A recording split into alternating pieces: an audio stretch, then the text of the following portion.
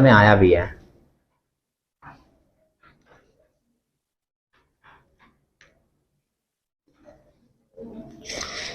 चल रहा है। फ्रॉम द फॉलोइंग पार्टिकुलर्स, मिला? लाइन ऐसा है, from the particulars given below compute the total income of mister Balram Mahato for the assessment year 23-24। Chapter आप समझ गए हो, सम्स भी समझ गए हो, ऐसे ही क्वेश्चन आपको एग्जाम में मिलेंगे इस चैप्टर से। तो आगे मैं लाइन पढ़ूंगा, आप ही लोग आंसर बताना कैसे होगा।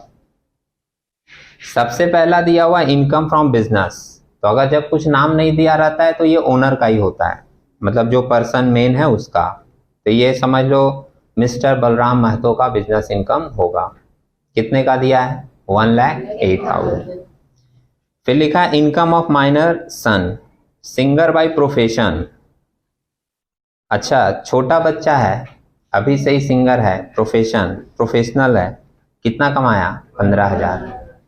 समझ रहे हैं? आपके पेरेंट्स अगर इस बच्चे के घर में गए तो जितना इसको अप्रिशिएट करके आएंगे वहां पर कि देखो छोटा बच्चा है, अभी इतना कमा रहा है, कितना अच्छा गा रहा है, बाद में और क्या करेगा भविष्य में, जितना वहां उसको अप्रिशिएट करके आएंगे, घर आने के बाद तुमको उतना ही कोसेंगे कि तुम कुछ कर पा नहीं रहे।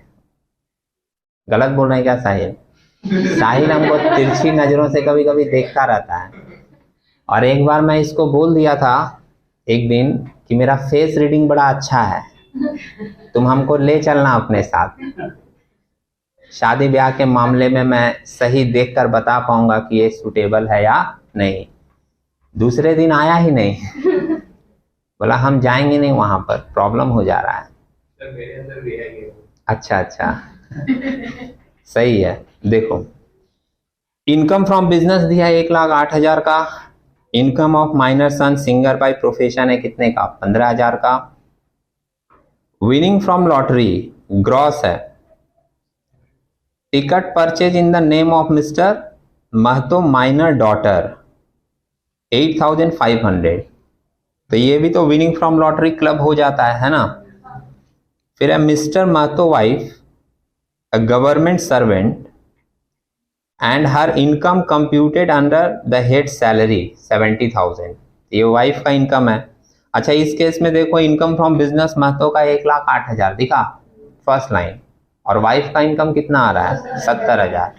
तो बच्चे का इनकम किसके साथ जोड़ दोगे? फादर के साथ। फिर लिखा है interest on fix deposit with SBI in the name of minor daughter, ये भी किसके साथ ऐड कर दोगे? फादर के साथ। ठीक है, और किसका अलग रखोगे?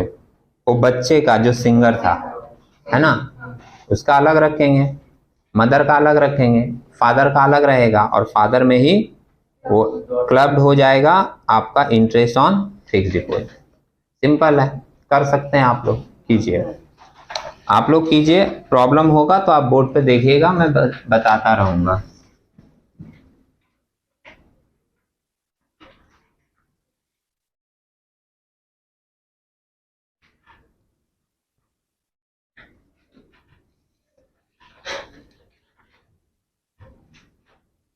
टोटल इनकम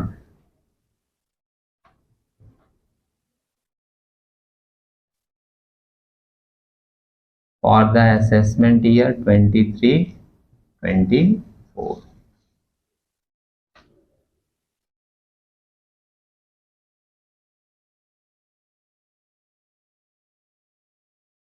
मिस्टर महतो है ना?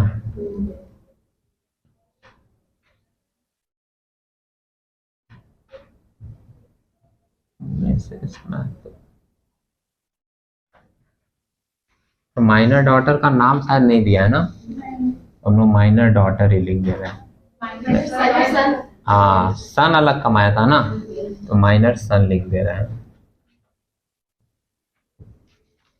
फॉर्मेटिंग आप लोग करके कीजिएगा एग्जाम में, ठीक है। ये बात भी बता दे रहे हैं, कुछ बच्चा लोग एक्सट्रीमली ब्लाइंड फॉलो करता है कि सर ऐसा लिख रहे हैं अपने को भी ऐसे लिखना है। नहीं, लाइन वाइन खींच दीजिएगा, समझे। और एक और बात है, वो वाला दिमाग में थॉट मत रखना कि फॉर्मेट खींच देंगे तो 2 नंबर मिलेगा, ना ना। फॉर्मेट अगर खाली खींच दोगे तो एक नंबर भी नहीं मिलेगा, सम्स पूरा होना चाहिए। लेकिन बिना फॉर्मेट खींचे हुए अगर सम्स बना दोगे तो हो सकता है एक नंबर काट लिया जाए तुम्हारा। समझ रहे हैं? चलिए पहला हम लोग लिखते हैं income from salary. Income from salary किसका सैलरी है? मिसेस महतो का। कितने रुपए की? 70,000 की। फिर हाउस प्रॉपर्टी है नहीं। Profit and gain from business and profession. Profit and gain from business profession.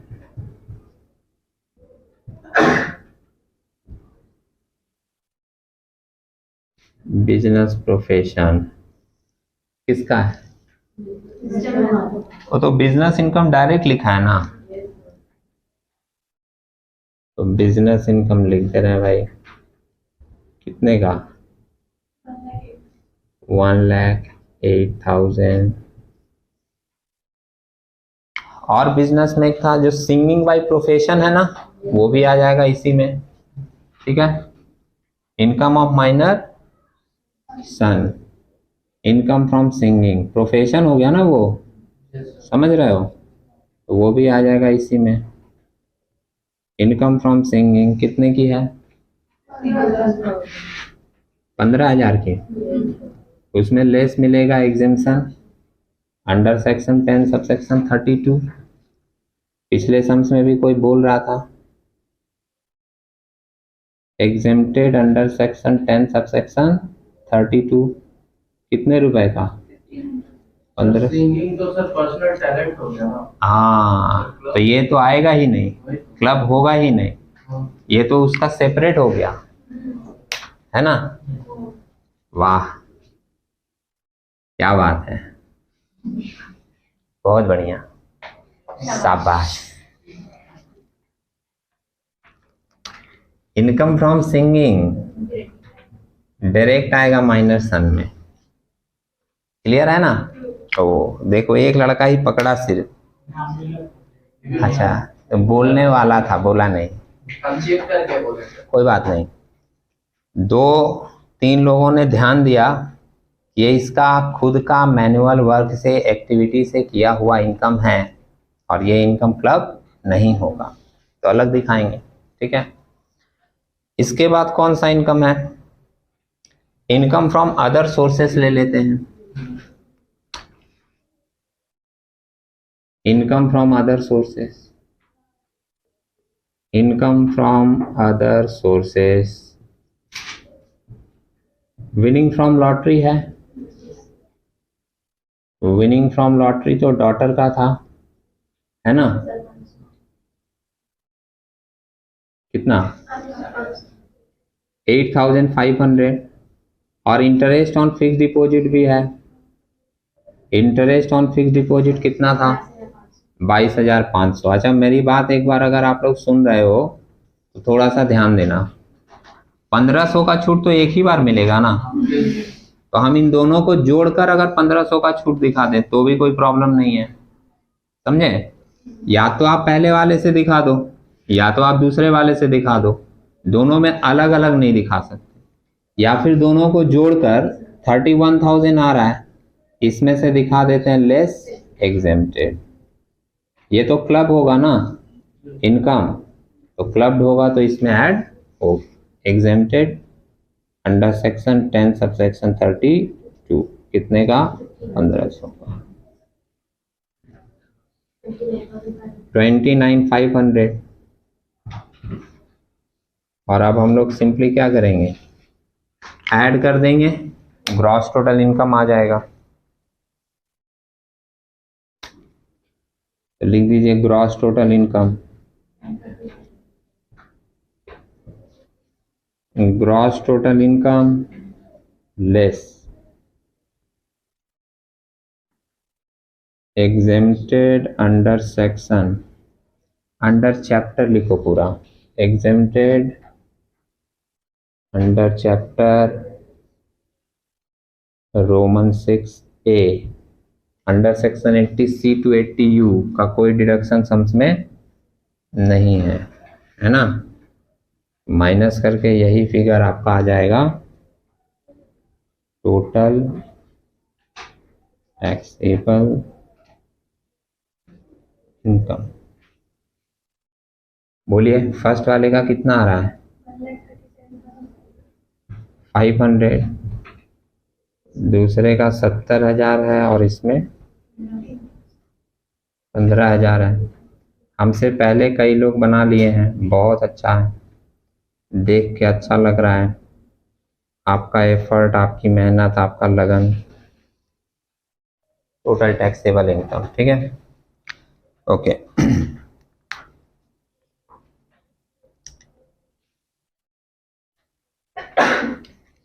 Excused. अभी हम लोग एक क्वेश्चन डिस्कस करते हैं, समझे? एक क्वेश्चन हम लोग डिस्कस करेंगे, ये आप लोगों को करना होगा। मैं सिर्फ डिस्कस कर दे रहा हूं, समझे? देखिएगा, लिख लीजिए जिनका नहीं हुआ, उसके बाद फिर हम लोग उसका डिस्कशन देख लेते हैं। सिर्फ डिस्कस करेंगे, आप लोगों को खुद से करना पड़ेगा।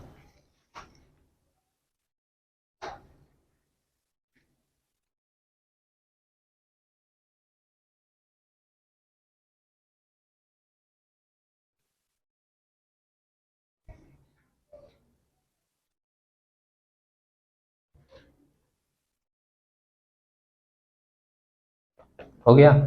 चलिए, एक दो लाइन छूटा होगा तो बाद में लिख लीजिएगा। ये क्वेश्चन नंबर देखिएगा 2013 में आया है, और इसमें आपको पूरा बना कर नहीं बोला है करने के लिए। मतलब जिस तरीके से हम लोग ये सम्स बना रहे हैं ना, पूरा ऐसा नहीं बोला है। अभी सम्स पढ़ेंगे आपको दिख जाएगा। इसमें बोला है सिर्फ आपको स्टेटमेंट लिखकर बताना है कि किसके साथ ये इनकम क्लब होगा, ठीक है।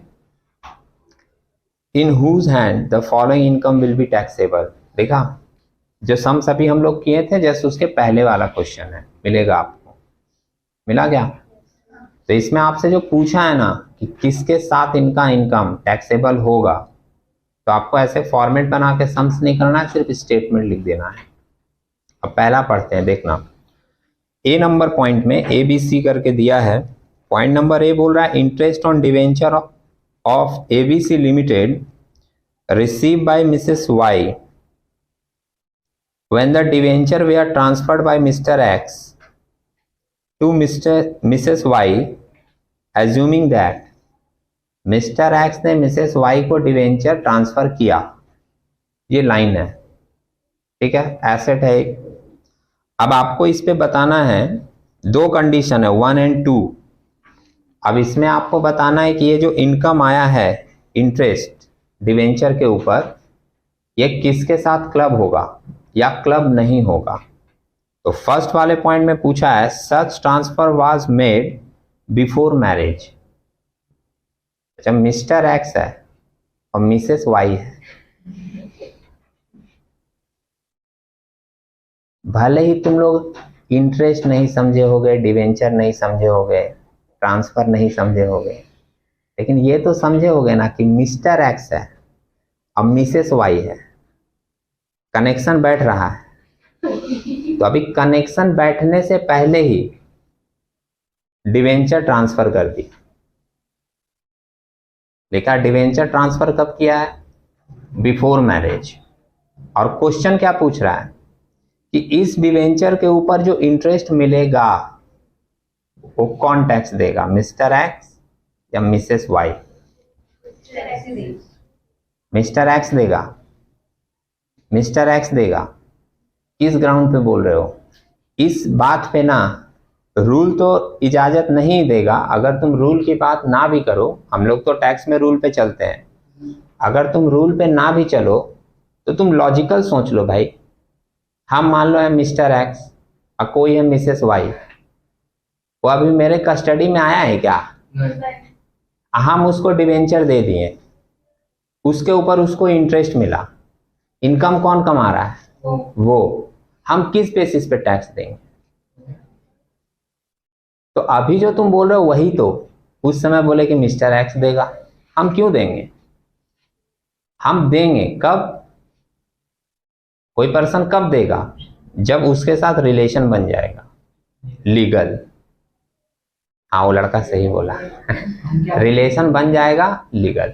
अभी क्या लिखा है वो कि such transfer was made before marriage. समझ रहे हैं? तो ये मिस्टर एक्स के हैंड में टैक्सेबल नहीं होगा। किसके पास टैक्सेबल होगा? मिसेस वाई के। समझे? सिंपल आपको लिख देना है कि such transfer is made before marriage, therefore taxable in the hands of missus Y. अब दूसरा वाला पॉइंट देखो, such transfer was made at the time when there is a husband wife relationship between missus X and mister X and missus Y.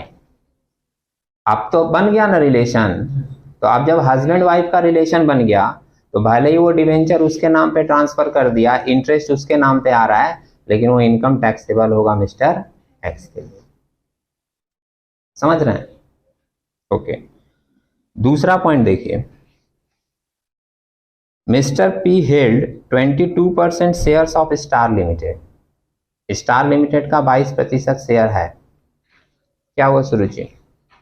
तुम समझ रहे हो मेरी बात? ओके, ध्यान देके समझिए। आप तो सीए के स्टूडेंट है ना, तो तुम्हारा एक्टिवनेस ज़्यादा होना चाहिए बाकी लोगों के कंपैरिजन में, है कि नहीं? तो तुम और ऐसे ही रिलैक्स मोड में हो कि ओ बाबा आर होते पाচ্ছে ना, आज की पूरा शेष को रिदिवेन ना की।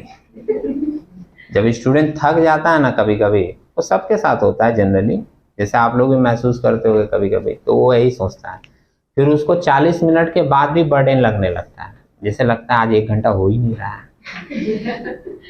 और तुम नोटिस करोगे उसी दिन टीचर 20 मिनट और एक्स्ट्रा पढ़ाएगा जिस दिन तुम्हारा मन नहीं रहेगा। तो सबके साथ होता है, रिलैक्स। ठीक है, चलिए वापस देखते हैं। हाँ, ऐसे संबंधों का बात हो रहा है फिर भी तुम्हारा मन हर्ष में नहीं आ रहा है, बताइए। तो मिस्टर पी जो है वो हेल्ड किया है 22% share of Star limited, where missus Q wife of mister P, ठीक है, is employed as finance manager at a salary of 50,000 per annum.